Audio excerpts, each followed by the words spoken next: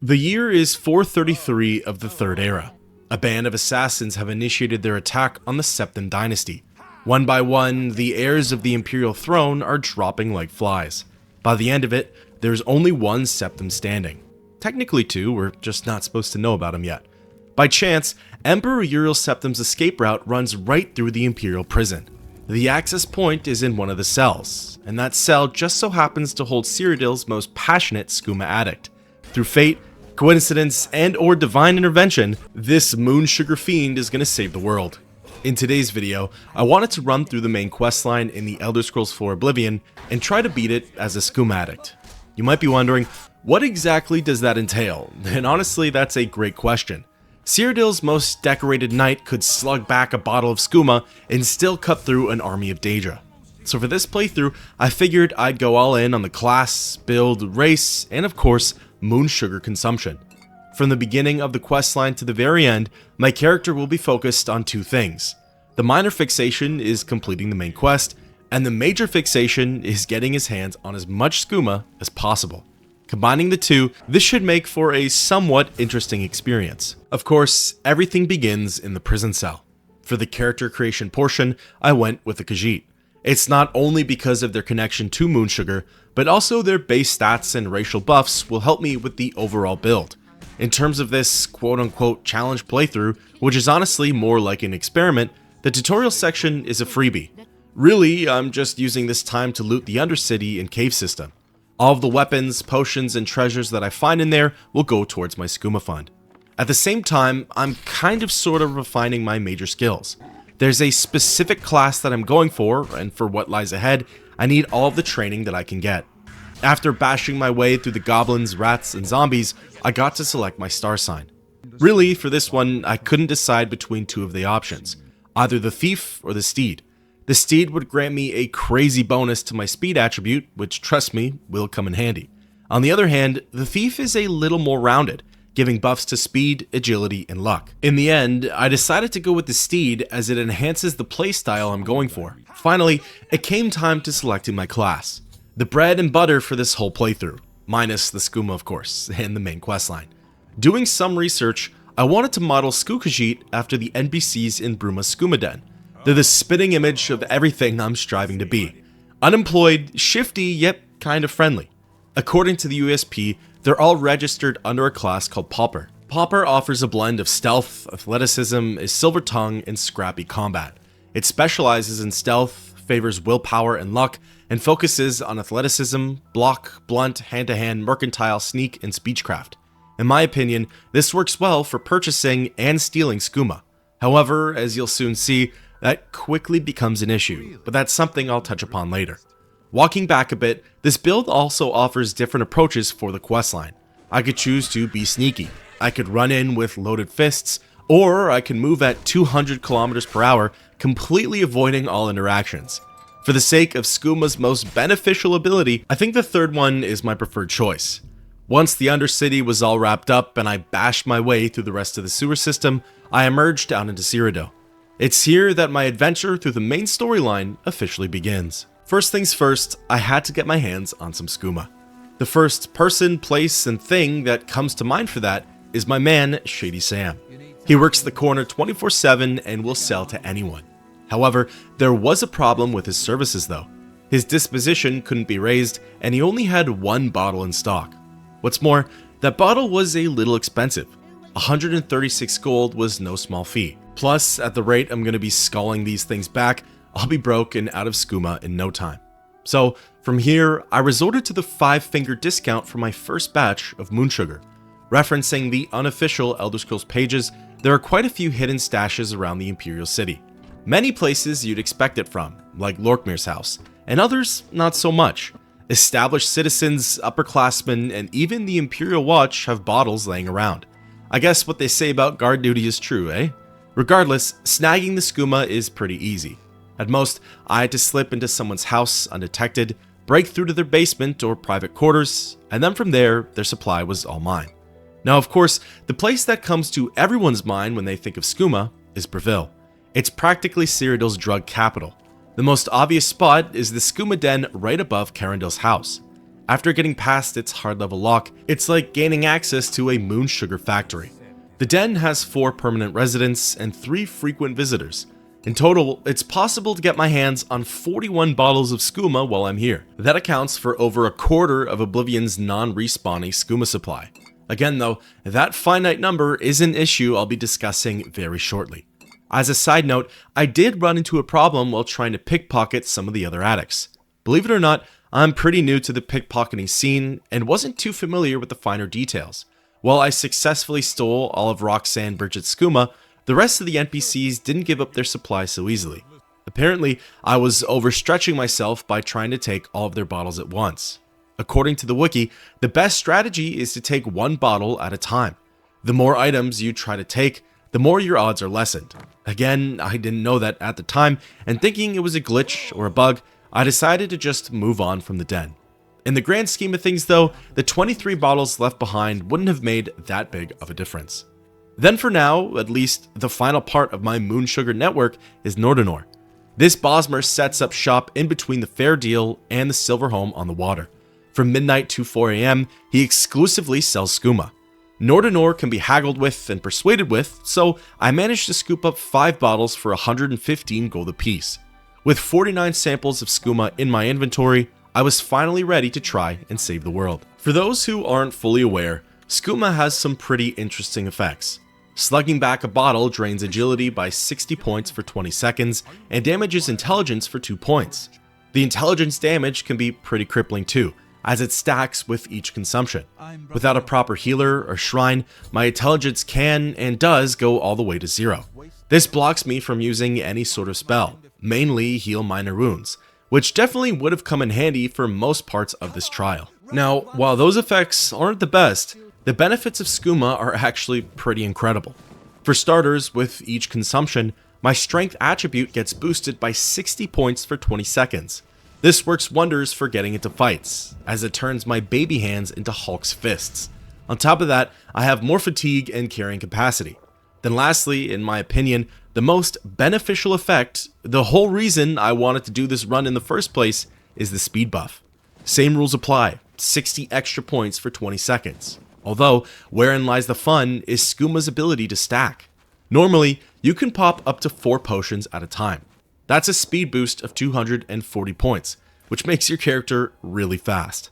However, by closing the menu and opening it again, you're able to pop an additional 4 potions. That stack gives my character a 480 point increase to their speed for 20 seconds. It essentially becomes a speedrunner's dream. For a third of a minute, I can zip around the map faster than a horse, dragon, or Mike the Liar ever could. That's pretty much how I wanted to approach this playthrough. I wanted to see if the effects of skooma would be a benefit or a detriment to this game. The answer to that actually lies somewhere in between, but I'll save that for the video's ending. The first test with Moon Sugar was closing Kvatch's Oblivion Gate. Here, I really got to see some of its strengths, but also its weaknesses. For starters, I could zip around the Deadlands no problem. Scamps, Dremora, and the traps couldn't even touch me. There was enough room to completely evade an enemy and blow right past it. However, the towers and tight spaces are where the problems began. With 8 shots of skooma in my system, Skookajit was a little hard to control. I kept running right past points of interest, into walls, or even too close to enemies. 4 bottles made things a little more manageable, but even so, there were issues that were just out of my control. As the enemies began to pile up, the odds of getting hit increased significantly. Due to my character's lack of defense, again, all part of the roleplay, a successful attack went a long way. As mentioned prior, with my intelligence at 0, rip skooma addicts by the way, heal minor wounds wasn't possible. At the time, I didn't think I'd need health potions, as I thought I'd have access to my magic, so healing in general wasn't an option. My best bet was to just run across the towers and try my best at avoiding all hits. Anytime there was a quote-unquote time-related event, i.e. waiting for the Citadel doors to open, pickpocketing the Sigil Keeper, and even pulling out the Sigil Stone, I was essentially a sitting duck. There wasn't much I could do, as fighting back would have meant death. So I just crossed my fingers and continued to Forrest Gump around the arena. After closing the Oblivion Gate, it was time to test my combat skills. How well could Skookajit actually hold up in a fight? Well, as it would turn out, pretty well. Sure, my health was abysmal, but that buff to strength went a long way for hand-to-hand combat. There was a noticeable difference in my attack damage, and lunging in and out from an encounter has never been easier. One thing I did notice though is that heavy attacks aren't really worth it. The longer I stood vulnerable and exposed in front of an enemy, the higher the chances of taking lethal damage. Plus, spamming my fists and working around my opponent seemed to just work better. When there were companions around, of course the best thing to do was to let them take the heat and aggro, especially if they were deemed essential. Playing to a Skooma Addict's strengths meant skittering around the battlefield and only striking at opportune moments. At least, that's what it meant to me. After the sacking of Welkynd Priory and escorting Martin to Cloudtop, it was time to restock on Skooma as well as other supplies. That's where I ran into a big problem and a realization. For those two quests, Find the Heir and Welkynd Priory, I went through almost 50 bottles of Skooma. Like I said before, in terms of findable bottles, there are only 130 in the game. Out of those 130, 10 get restocked weekly. Then for vendors who get infrequent restocks, that only adds 6 more bottles. Essentially, if I went and collected every bottle, then continued to consume them at 4 or 8 apiece, I'd completely run out before the halfway mark. What's more, in order to get more bottles, I'd have to wait an absurdly long time just to get my hands on an additional 16. This was obviously not sustainable. So from here, I had 2 options. Number 1, snag all of Cyrodiil's Skooma and stick to 1 or 2 pops as needed. Possibly consume 4 samples in times of need, but definitely not 8. As for option number 2, I'd resort to using the duplication glitch. Some viewers are highly against the glitch in these videos, and I completely understand why. Part of the playthrough is finding the consumables, charges, and items. While I don't deem this a challenge run and consider it more like an experimental playthrough, I get that it lessens the challenge aspect. However, for this video and what I'm trying to accomplish, option 1 of conserving my stock just wasn't part of the plan. The benefits of 1 or 2 Skooma pops aren't that interesting nor that fun to dive into. While the real hardcore experience might be collecting those 16 or so weekly bottles, the duplication glitch simply expedites the process and allows for me to get to the meat of it faster. So, for Skooma, I spam clicked some scrolls and kept the moon sugar flowing. The next section of the main questline is what I like to call the Boris arc. It's unfortunate, yet fair to say, that Skooma doesn't really play a big role in these quests. It's a lot of talking and consists of simple arena-esque fights. While the Mythic Dawn agent was tailing Boris in the tavern, I popped 4 bottles and slung my fists around. Not much data to collect here though, as the Blade agent did most of the work. I laid into Astov Wirik and did my fair share of damage, but it wasn't anything worth testing. Following this section is the collection of the commentaries on the Mysterium Xarxes. Really, the only interesting part is collecting Volume 4. For the meeting with Raven Camoran, I slugged back 8 bottles, floated like a butterfly, and stung like a bee. Even though Boris is pretty overpowered here, I was able to assist in taking down 2 out of 3 of the assailants. The young Blades member didn't die, and we made quick work of them. Important to note here too is that my character is still level 1. Really, the only major skills he's getting good practice in with are hand-to-hand and athletics. The rest are pretty much going to the wayside. This is important to say because the enemies are going to be a lot weaker. However, given that Skooma doesn't have much in the way of gear, spells, skills, or attributes, I'd say it's a pretty fair trade. Plus, for what's to come, there are plenty of challenges on the horizon. There are a couple of quests and events in the main storyline that legitimately had me stressed out. I knew for a fact that those would be the problem areas. Overcoming those obstacles as I had intended would definitely go a long way for this build. The next portion of the main quest is one of those areas I was worried about. Gaining access to Mehrunes Dagon Shrine and running away with the Mysterium Xarxes. I knew this one was going to be tricky. I just didn't know how tricky it was going to be. Upon my arrival, I was forced to surrender all of my gear. This included my Skooma. Now, I could have just gone through with the infiltration, snagged the book, and bolted out of the Lake Arius caverns. Worst case, I could have even fought my way out. This probably would have worked too, but it didn't feel right for this playthrough. Skooma never would have parted from his Skooma, even if it meant saving the world from a Daedric invasion. Instead, I chose to hold on to my gear, and this really upset the Mythic Dawn. They deemed me an enemy and instantly turned aggressive. So, because of this, I was forced to book it into the antechamber, slip past all of the agents, and broke into Dagon's shrine. Honestly, this was the easiest part of the quest. The next section was a bit of a struggle though. Mankar Camoran was delivering his speech. All of the other cultists were surrounding him. I tried to stay quiet and low-key, but that didn't work. Some of the agents from the antechamber insisted on following me in here and swinging for the fences. I attempted a variety of tactics for stealing the Xerxes. The first was dodging my assailants and hiding in a dark corner. It worked for a bit, but as soon as the agents caught up, it was lights out for my character. This method also didn't really involve the use of moon sugar. Other than a speedy start to a dark corner, the rest was all natural ability. The next thing I tried was running a circuit around the upper platforms. While under the influence of Skooma, I was easily able to outrun my assailants. I dashed from one end to the other, allowing for a brief buffer in between NPC interactions. It worked, but Mankar Camoran's speech would only get prolonged. The longer he went without interruption, the longer I had to run around the ramparts. Ultimately, I knew there was a better way of doing things. The final method I tried and had success with was the most direct approach. From the ramparts, all hopped up on Skooma, I leapt down to the altar, scared off the son of the usurper, and snagged the Mysterium Xerxes. From here, I dodged all of the destruction spells and began my escape. This is what I deem the halfway point of the mission, and an all-new problem area. Grabbing the book was one thing, but getting out of the caverns was going to be another.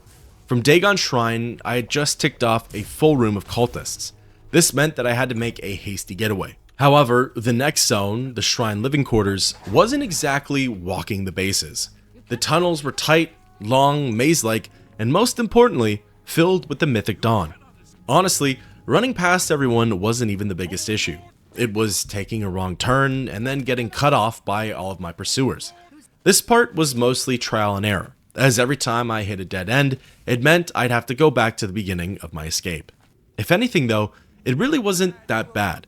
In the moment, it felt like an endless circuit filled with hostile NPCs. It took forever to hit the exit, and there was a bit of anxiety hearing all of the agents behind me. However, in hindsight, this was the easy part of the quests, and I knew I was going to be home free. It was just a matter of when. Well, as it would turn out, not super long into the grand heist, I stumbled across the doors leading me back out into Lake Arius. Truthfully, that was my first time not going along with the Mythic Dawn and pretending to be a cultist. I had never stormed the shrine before and taken things by force.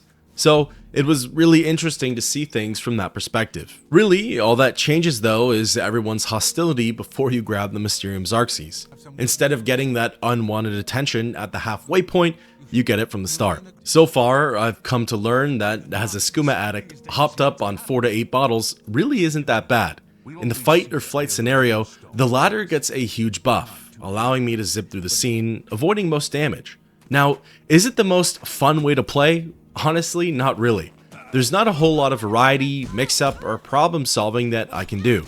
With the Pauper build, role-playing as a Skooma addict, using limited gear and abilities, really it just comes down to running away and light attacks with my fists. Sneaking is an option too, and honestly I should have tried it more. But at the end of the day, the goats like Phalion, Roxanne Bridget, Jazindar, and Reister the Rotted probably tackle their problems head on, or at least out in the open. The next quest in the story, Spies, is pretty akin to the Path of Dawn. Tracking down Mythic Dawn spies, slaying them by the local standing stones, and uncovering their plans in Bruma is simple enough.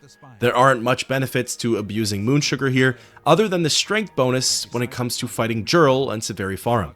However, the following mission ended up being pretty interesting. As you may already know, the first step in reaching Camoran's paradise is retrieving a Daedric artifact.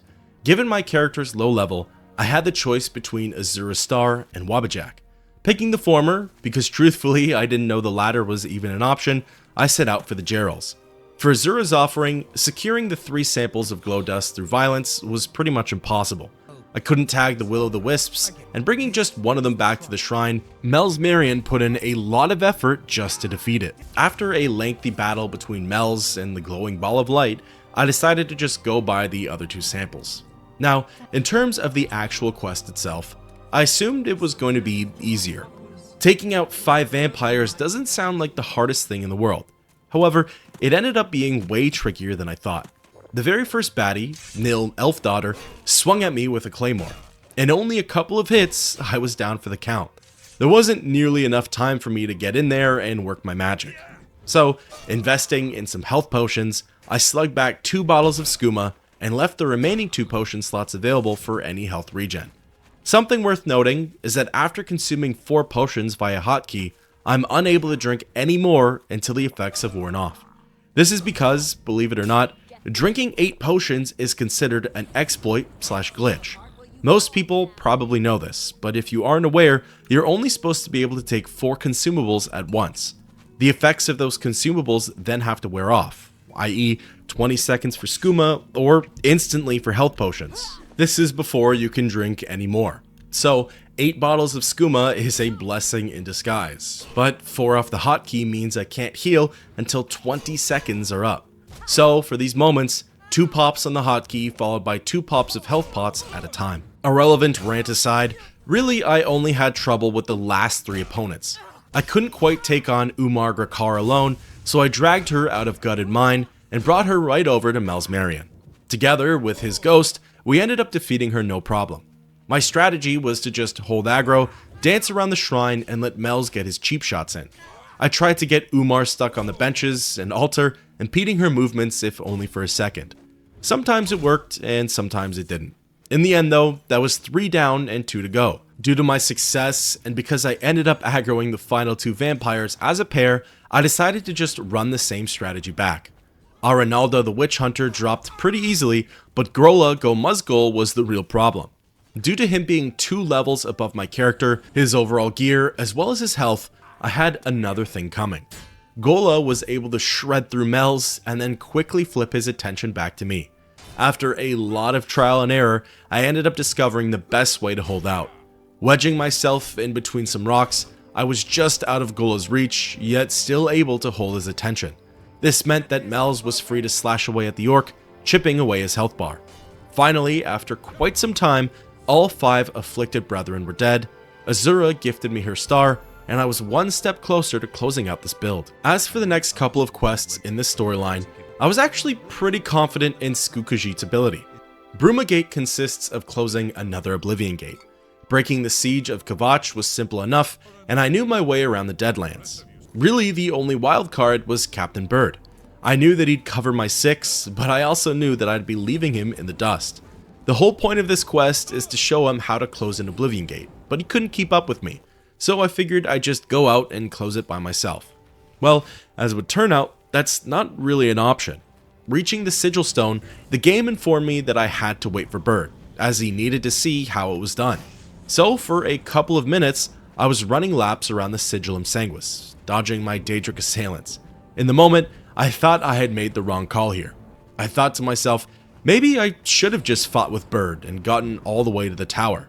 Then I could pull the stone out no problem. The big issue was, I had no clue where Bird was and if he was actually going to show up. For all I knew, he could have gotten himself stuck in a lava pit or in between some rocks. Well, after running around for almost 2 minutes, Bird finally made it into the room, and from there, I could interact with the Sigil Stone. Honestly, 2 minutes of hot hands, plus the time it took me to make it here, far outweighed the time and effort it would have taken to fight my way through. All while hopped up on Skooma, of course. After reviewing the footage and editing the video, definitely no regrets on how I made it to the Sigillum Sanguis and closed out Bruma Gate. Now, jumping back to a statement from before, this next quest is one that's been on my radar. Blood of the Divines is more than your average dungeon crawl. The idea here is that the player gains access to Sancre Tor and retrieves Tiber Septim's armor. I knew what this would entail from the start, but still I had to try and cheat the system. Bull rushing through the ancient ruins and whipping past all the spirits and skeletons, I finally made it into the tomb of the Riemann Emperors. Popping 8 bottles of Skooma, I attempted to zoom through the tomb and ultimately passed the harmful enchantment. It almost worked, but the game ended up hard blocking me right before the armor. Trying a couple more times, I finally gave in and had to resort to the old-fashioned method. The 4 undead blades were spread out across Sancre Tor. My biggest fears were that 1, they'd be really powerful and sap up my health potions and Skooma supply. Then 2, that the crawl would aggro every single baddie in this ruin and keep them on my tail. Finally, 3, a mix of both of them where the battle with an undead blade meant hordes of undead descending upon us. Luckily, none of those fears came true. Sure, I ended up attracting my fair share of enemies, but due to their slow movement speed, they never ended up being a problem, especially for my supersonic Skooma Addict. Then, for the cursed blades, they ended up being weaker than I thought. They didn't hit as hard as, say, the vampires from Gutted Mine, and they didn't have nearly as much health. One by one, I'd work my way through the dungeon, avoiding spirits and skeletons, and then releasing the undead blades. The methods certainly worked, and I definitely saved a lot of time in this dungeon. Was it the most fun or efficient way of clearing it? Probably not. Again, this build really doesn't give you much in terms of skill increases and level ups. Ultimately, it just works great at finishing things really quickly. Once wrapped up in Sanker Tor, the next mission was a breeze. Martin needed me to collect a great Welkynd stone from the ruins of Miskarken. This one was a somewhat complex fetch quest, but a fetch quest nonetheless. That meant that speed was the game, and the last zone was the aim. I forgot that Miskarken was currently a war zone, and that definitely worked to my advantage. In most areas, I'd either be able to run right past the feuding goblins and undead, or lead one party to the other and drop them all from my tail. Truly, the only problems in Miskarken were its puzzles. They're not even difficult either, but when I'm moving as fast as a dragon, it's hard to stop and analyze the area. I often missed buttons, pressure plates, or hidden doors in previous areas and had to go back for them. When you're taking your time, taking out the enemies, and slowly crawling through the place, these issues probably don't come up, so that's definitely a con to the Skooma build. I'll touch on it more at the end of the video, but for now, I think it's safe to say Popper plus Moonsugar Addict plus roleplaying equals speedy playthrough, but squishy, not great in combat, and little to no magical use. After completing all of the puzzles and grabbing the Great Welkynd Stone, the escape from Miskarken was certainly a lot easier than the initial crawl. All of the exits were accessible, and having run the gauntlet a couple times already, I knew where I was going. Up next came Defense of Bruma, as well as Great Gate. I was actually pretty excited for the latter, but nervous for the former. For Defense of Bruma, I didn't bother with allies for Bruma. As you may or may not know, I cannot stand that quest. In any case, I didn't think it necessary to do since I was such a low level anyways. Usually, I'd say past level 7 or so, you need some of the town guard from the other cities. However, at level 2, I was willing to risk it all on Bruma's militia. The reason I was nervous was because I wasn't going to do anything for Martin here. I had to save my health bar, pots, and skooma for the big event. Essentially, the Emperor's life was in the hands of some lowly NPCs. I wasn't sure if they'd be able to keep him alive or not. My strategy here was to just evade all attackers and wait for my moment. After a couple of rounds, I saw though that Martin was clearly in good hands. Plus, the Daedra pouring out the gates weren't anything special. What's funny though is that half of the militia didn't even bother moving from their spots. Most of the fighting was picked up by Martin, the Bruma Guard, and the Blades. The boys in brown didn't want to get their hands dirty, and a lot of good men died because of it. Once the fighting really started to pick up and more casualties occurred, the Great Gate finally spawned. Cracking my knuckles, it was finally time to get to work. I had 15 minutes to grab the Great Sigil Stone and close the gate. That was plenty of time. What I didn't anticipate though was forgetting how this crawl worked. When I did my actual playthrough of the main story, I remembered getting lost a bunch. I took wrong turns, entered the wrong zones, explored surplus areas, etc. Well, same dungeon, same mistakes. I forgot how certain mechanics worked, ended up running around in circles, and got slaughtered by powerful NPCs. Like all things with this run though, it's a lot of trial and error.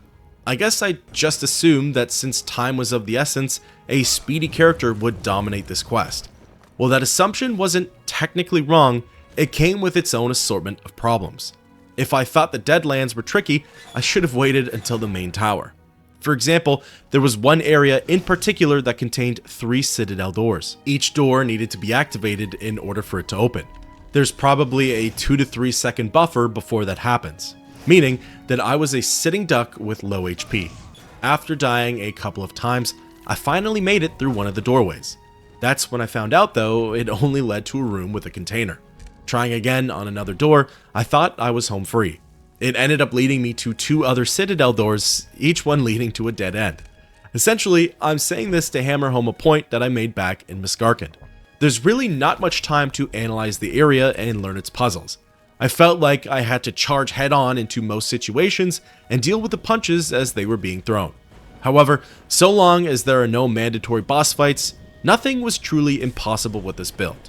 That is, until I reached a mandatory boss fight. To be frank, when I first brainstormed this playthrough, there was one quest in mind where I thought to myself, how on Nirn am I going to get through it? Well, it was finally time to face that mission. It was finally time to begin Paradise. The first few stages of the quest weren't that bad. I was able to zip past all of the Daedra in the earlier parts of the realm. For the Kvatch part, I first tried my luck at fighting him, but it didn't go over so well. If anything, it was a foreshadow of things to come. So I chose acts of service for my love language and freed his friend from the makeshift prison. It was a pretty simple feat, as all I had to do was bull rush into Anaxis' lair and interact with some logs. No one from the Mythic Dawn batted an eye, and from there, I was able to freely enter the Forbidden Grotto. After bull rushing through the beginning and retrieving the bands of the Chosen from Kvatch, the easy part was officially over. The Forbidden Grotto had me teaming up with Eldamil, tricking Orth, and flying through the rest of the grotto. It wasn't that simple though, as most parts of the dungeon looked similar. On my first attempt, Eldamil was killed right away, and I ended up running laps around the torture chamber. On my second attempt though, things went a lot smoother, and Eldamil removed the bands from my arms. He then insisted on following me to Mankar Camoran, but I knew he wouldn't be able to keep up. As I bolted through the rest of the grotto, Eldamil was left in the dust. I passed by several Jamora, Clanfear, and even a Zivilai. I knew that the poor sucker didn't stand a chance, but I had to do what was best for me. Escaping the Forbidden Grotto and exiting back out into Paradise, I soon met up with the Camoran family. This was it, the part I looked forward to the least. While stacked up with the best gear, consumables, and abilities, the Mankar Camoran fight was no walk in the park. How would this tussle go as a level 2 Moonsugar Fiend with no armor, magicka, or weapons? Well, let's find out. The first phase of the fight is a battle with Raven and Ruma Camoran. For my first attempt, it didn't go very well. Raven cut me down with a couple of swings. As for Ruma, well, she was nowhere to be found. As it would turn out, Eldamil was the most loyal follower ever. He rushed through the doors into Carak Agailar and drew the daughter's attention. If it weren't for his heroic actions, I don't know if I would have gotten past this part. In a mix-up of friendly fire, Ruma cast a shock spell at Eldamil and completely missed. However, it ended up hitting Raven and ended his life. Unfortunately, Eldamil the Brave fell shortly after to the same attack, but his efforts would go down in history. From there, all hopped up on Skooma, I was able to batter Ruma into the ground, successfully passing phase 1 of the fight. Although, it was the next portion of the battle that would serve as the crux for this whole playthrough. Raven was placed 2 levels above Skukujit, while Ruma was placed at the same level. On the other hand, Mankar Camoran had a good 10 levels on my character. This scenario was the bane of my build, an enclosed space where the only way to progress was by winning a fight. He could summon a Jamora, he could cast destruction magic, and worst of all, his children could be resurrected. I guess it's never taken me that much time to defeat Mankar, as I had no clue this was even a mechanic. But after a certain amount of time had passed, both Ruma and Raven would respawn by the entrance of Carak Agailar. They'd team up with their father, and things quickly turned from sour to rotten. I must have been here for at least 20 minutes, and my confidence was shot. I thought to myself, is this really possible? Can I even get past this part anymore? Then, all of a sudden, I received a glimmer of hope. Downing 3 bottles of Skooma and saving the last slot for health potions, I charged in. Letting my fists fly at Mankar, I noticed his health was dropping pretty quickly. I had probably 15 to 20 seconds before his kin spawned in. If I was also lucky, he'd forgo conjuring in a Jamora, leaving the battle just between him and I. Every time I died, I learned something new about the encounter. Sometimes he'd start by pulling out his eponymous staff. Other times he'd cast Reflect, Silence, or Spell Absorption. And sometimes he'd summon his Daedra. I always had the best luck when he stuck to his mysticism spells. Most of them didn't do anything to my already nerfed Khajiit, and the fire casts were easy enough to dodge. On a few occasions, I got Mankar down to below a quarter health. The issue though is that he'd randomly heal himself during the battle. This would bring him back to half health, and from there, it would be a lost cause. However, once in a blue moon, Mankar would not cast any restoration spells. When this happened, I'd usually get shot down by Bruma, cut down by Raven, or beaten down by Mankar. However, I caught one extremely lucky break, let my hands fly, and managed to successfully kill the Anchor of Paradise. It took me an incredibly long time, and it wasn't anything more than luck, but keeping up with the Skooma strength bonuses and staying on top of my health pots did the trick. From here, the rest of the questline was a cakewalk, and I considered this to be the end of my Skooma Addict experimental run. Escorting Martin to the capital was a breeze, and beating the main story is as simple as booking it to the Temple of the One. So, what did I learn from this? Well, for starters, I chose to play through this questline in a very particular way. I was pretty strict on myself. I couldn't use any gear, I tried to stay topped up on Skooma for each quest, and I usually chose flight over fight. With this method, I prioritized speed over everything else. During certain portions of the story, that really came in handy. I was able to fly through most dungeon crawls, i.e. Oblivion gates, Miskarkin, and even most of Paradise. I was able to efficiently avoid almost all NPC interactions, a get in, get out type of playstyle. However, it wasn't very fun, and there was no future for Skooma. In avoiding all interactions, I missed vital loot, didn't get to enjoy the dungeons or story, and barely leveled up. That leads me into the next part, that there isn't really any future for Skooma. By that, I mean at most, he might gain a level or two per questline. Really, the only major skills that saw any action here were hand-to-hand and athletics. If I was a higher level for the main story, I would have been in some real trouble. The undead blades of Sankar Tor would have been a major roadblock. Mankar Camoran would have been impossible to beat, and I'm sure Martin would have perished 10 times over in defense of Bruma. Now, are there any changes that I wish I'd have done or could do in the future? For sure, there are a couple. Number one would be to loosen up the restrictions. Add more gear to my pauper build, fight with blunt weapons, utilize other major skills like sneak, etc. I did make this run a little strict, but to me, that's what makes it more fun. At a certain point, the playthrough becomes like any other, an overpowered hero of Kvatch who occasionally sips on some skooma. My aim was to focus on Moonsugar's speed buff effects and to see where those could have been utilized in the main story, and I thought the point came across rather well. There are certain areas where it's really useful and others where it becomes a detriment. Something else I also could have experimented with was gathering all 130 plus bottles of available skooma and making them last throughout the playthrough. In doing so, it could have remained truer to an actual challenge run.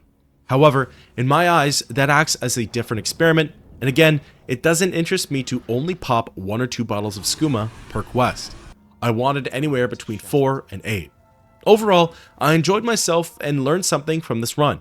For me, it's better to take my time and enjoy every step of the process, even if it's a story I've ran through a bunch of times. I find it better to simply accept and take in an old and overtold tale than to try and rush through it. Until next time, everyone, keep on adventuring.